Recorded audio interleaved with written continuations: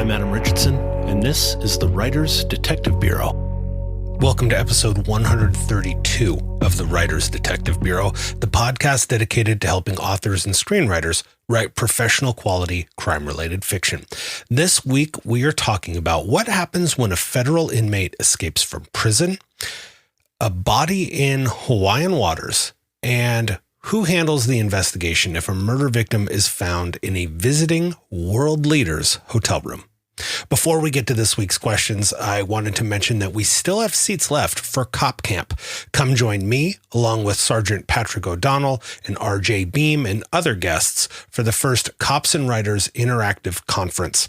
Cop Camp's happening June 1st through the 4th at Fox Valley Public Safety Training Center in Appleton, Wisconsin, and I hope to see you there. To learn more, go to writersdetective.com/Cop Camp. This week's first question comes from Chris Cratchman. He writes, "Hey Adam, I was wondering what would happen if an inmate escaped from one of our federal penitentiaries. Would it make a difference if the escapee was El Chapo versus, say, someone who's serving time for a white-collar crime? P.S. I know El Chapo can't escape from his prison. Thank you, Chris."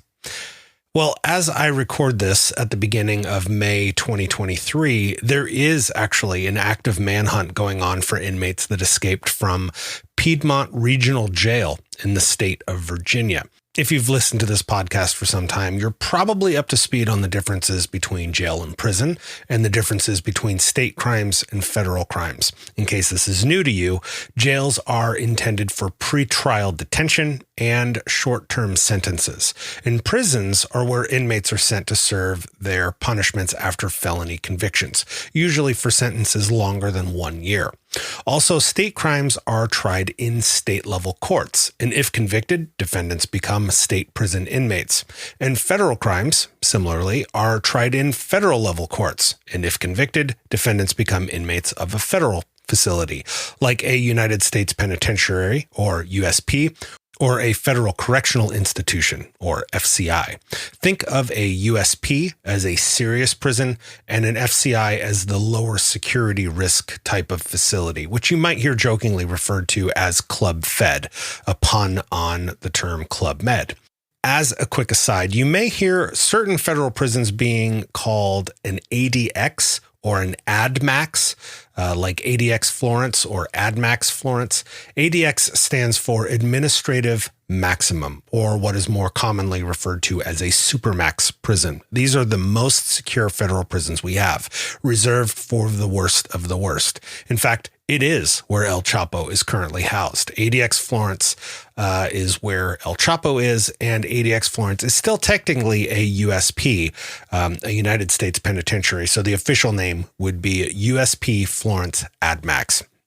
So why bring all this up in relation to the current manhunt for the inmates that escaped the local jail in Virginia? Because the inmates that are still currently on the run, as I record this, are actually federal inmates that were being temporarily housed at a local county jail. Think of local jails as being locked down hotels for inmates that are in transit, and the federal system will pay the local jails to house their inmates if they're in the process of being moved from one federal facility to another. One of the federal inmates currently on the run is Alder Alfonso Marin Sotelo. That's his full name. And I found the criminal complaint in support of an arrest warrant that was filed by the FBI in the United States District Court for the Eastern District of Virginia 2 days ago. In it, an FBI special agent has petitioned a United States magistrate judge to begin criminally charging Marin Sotelo, we'll call using the two last names, charging Marin Sotelo with the federal crime of escaping from custody, which in this criminal complaint, the charge is for a violation of Title 18 U.S. Code Section 751, Parent A, meaning a little a in parenthesis when I say Parent A. So Title 18, Section 751, Parent A. So in that criminal complaint, the FBI agent states, quote, on December 9th, 2022, Marin, meaning Marin Sotelo, pled guilty in the Middle District of North Carolina to illegal alien in possession of a firearm. The United States Marshal Service had Marin in custody pending sentencing pursuant to the order referenced in paragraph 4 at the Piedmont Regional Jail, located in Farmville, Virginia. So where they say paragraph 4, that's a little further up in this charging document that I'm reading from. Continuing on, Farmville is in Prince Edward County, which is within the Eastern District of Virginia. Now, the agent included that last sentence to establish that this federal court for the Eastern District of Virginia is the appropriate court to handle this criminal complaint. Okay, back to it. The Piedmont Regional Jail has a contract with the United States Marshal Service to house federal prisoners detained on pending charges. Marin was housed in the Piedmont Regional Jail pursuant to the detention order referenced above. So what does this all mean when it comes to who is doing what? As Chris asked, meaning which agencies, which investigators or cops or whatever are doing what. So in this real world example, we have the FBI conducting an investigation as to who escaped and how, and seeking charges for that, as well as the United States Marshal Service conducting the active hunt to recapture the suspects. I'm sure the FBI and all the local police and sheriff's agencies and all that stuff are involved in this manhunt as well. But the Marshal Service would be the lead agency for the manhunt. Think Tommy Lee Jones as Deputy U.S. Marshal Sam Gerard in the movie The Fugitive. But the investigation of what happened and who was involved is being conducted by the FBI. In fact, as part of this investigation, the FBI determined that Marin Sotelo sister was a conspirator in the escape, as she helped get a red Mustang placed near the jail for the inmate to use as an escape vehicle. I found that criminal complaint as well. So if you're interested in reading either of these criminal complaints, the actual complaints that the FBI filed with the court, that they were essentially in support of arrest warrants, basically applying to the court to get arrest warrants for these folks, you can find them by going to writersdetective.com/132. That will take you to the show notes page, and you can view both of those PDFs. Now, as to the difference in response based on it being El Chapo versus a white-collar criminal, both will definitely trigger an active investigation by law enforcement, but the driving factor as to how intense that manhunt becomes would really hinge upon the immediate threat to the community.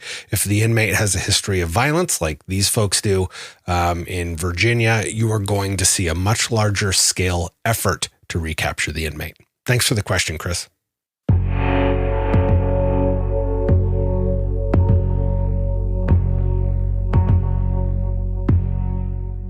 Our next question comes from Jade Sullivan, who writes, how long would a human body last in Hawaiian waters before the decomposition made it hard to recognize as human?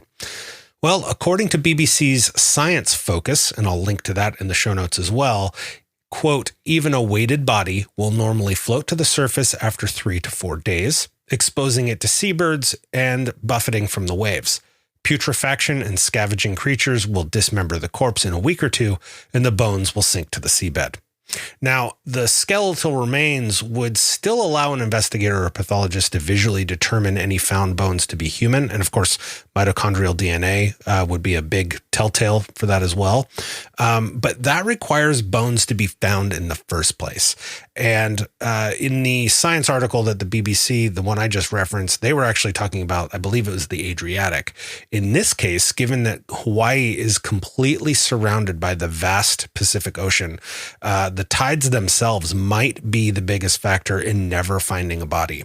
Here in California, we have tides pushing, floaters, as we call them, back up against the coast. So occasionally we will find these bodies.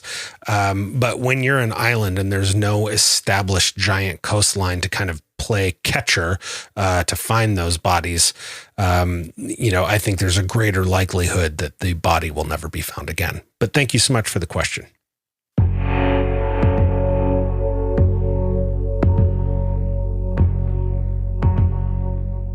This next question comes from author B.G. Weens, who writes, hi, Adam. I've got a situation that I hope you can help me with. A dead body is discovered in the Canadian Prime Minister's hotel room while visiting the United States. Who has jurisdiction over the investigation? Would the hotel room be considered Canadian soil, like an embassy or consulate, and have the RCMP lead the case? Or would local or state law enforcement investigate as a potential homicide, would be the state crime? Does the international situation require a federal agency to be a part of it? Sorry if the question lacks detail, but I'm still working out the basics of the story. I've been loving listening to the podcast since the single digits of episode numbers. Garth. Oh, great question, Garth, and thank you for listening for so long now. It is only the embassy or consulate that would have the foreign soil concept apply. The dead body would most likely be the jurisdiction of the local police department or sheriff's office, depending on where the hotel was located. However, things would get sticky very quickly because the sitting Canadian Prime Minister would have a United States Secret Service protection detail assigned to him or her around the clock, in addition to the Royal Canadian Mounted Police's protective service officers that would be traveling with the PM. The RCMP has a protective policing service section that is the Canadian counterpart to the U.S. Secret Service. And yes, those RCMP protective service officers would most likely be armed while in the United States. And that would be approved by the Secret Service and through the Department of State. Given that the PM would have had around-the-clock security and access to the hotel room would have been controlled by both the Secret Service and the RCMP's PPS, the list of suspects, in theory, should be relatively short, especially if the death is determined to be suspicious. The progressive complications to your story could easily escalate when local police are trying to get statements from Secret Service agents or copies of entry logs or that kind of thing. You can certainly have fun with that as far as creating conflict. Now, if push came to shove on the locals versus feds thing, let's say for argument's sake, I'm the local police detective getting stonewalled by the Secret Service. I might go to the FBI for help in getting a federal judge to court order the U.S. Secret Service to comply and assist with my homicide investigation. Lastly, let's say at the end of Act 2, we discover that the Canadian Prime Minister is the prime suspect in a murder that happened here in the United States in that hotel room. Yes, diplomatic immunity is a real thing. And no, for the time being, I would not be able to arrest the PM for murder. Assuming I had sufficient evidence to prove beyond a reasonable doubt that the Prime Minister committed a murder, we could wait to charge him or her with murder once they have left their role as a foreign leader or diplomat. It would look something like me going to the FBI and the U.S. Department of State to get the PM, the Prime Minister, sent home, providing the Canadian government with sufficient evidence to have the Prime Minister removed from office for being a murderer. Now, that might be through articles of impeachment, or who knows what the process is. I'm not a Canadian citizen, so I'm not all that familiar. But once the person is no longer the prime minister, we could then seek the arrest of that suspect. Now, whether he or she ever stood trial would hinge upon a few different factors, such as existing extradition treaties between the two countries, whether the prosecutor in the U.S. was seeking capital punishment for this case. That may be a factor where they have to take capital punishment off the table in order for a foreign country to give their national to us. If they don't recognize capital punishment, which most of the Commonwealth countries don't, and the European Union, we may have to basically agree to not seek capital punishment because they're not going to send one of their nationals to their death potentially. But those are the kind of things that would have to be ironed out before the extradition from Canada to the United States might even possibly occur, as well as all sorts of other things. But at the very least, I think it's a really engaging topic, and I hope this helps with plotting your story. And thanks so much for being a longtime listener, Garth. I really appreciate it. Great questions this week, which leads me to wonder, what are your questions? Send them to me, no matter how small the question, by going to writersdetective.com/podcast. I'd also like to thank my Patreon patrons for sponsoring this episode, especially my Gold Shield patrons Deborah Dunbar from DeborahDunbar.com, Cece Jameson from CeCeJameson.com, Larry Darter, Natalie Borelli, Craig Kingsman of CraigKingsman.com, Marco Carolcari of MarcoCarolcari.com, Rob Kearns of KnightsFallPress.com, Robert Mendenhall of RobertJMendenhall.com, Kaylee, and the Puget Sound chapter of Sisters in Crime for their support, along with my Silver Cufflink and Coffee Club patrons. You can find links to all of the patrons supporting this episode in the show notes at writersdetective.com/132. Thanks again for listening. Have a great week and write well.